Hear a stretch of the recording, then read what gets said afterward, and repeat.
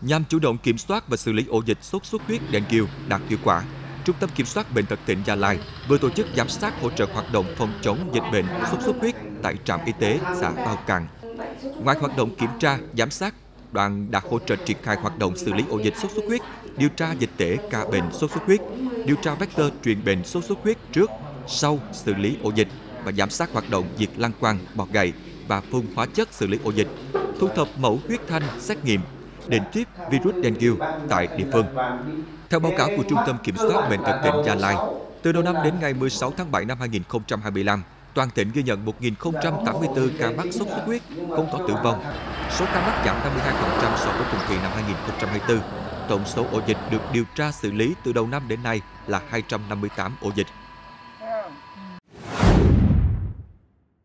Đội ngũ y bác sĩ khoa ngoại tổng hợp Bệnh viện Hùng Vương Gia Lai vừa thực hiện thành công ca phẫu thuật lấy viên sỏi bàng quang khổng lồ cho nữ bệnh nhân VTTN, 36 tuổi, trú tại phường Pleiku, tỉnh Gia Lai. Đây là một trường hợp đặc biệt khi người bệnh đã sống chung với sỏi bàng quang gần 30 năm. Trong tâm thế e ngại và âm thầm chịu đựng những cơn đau kéo dài.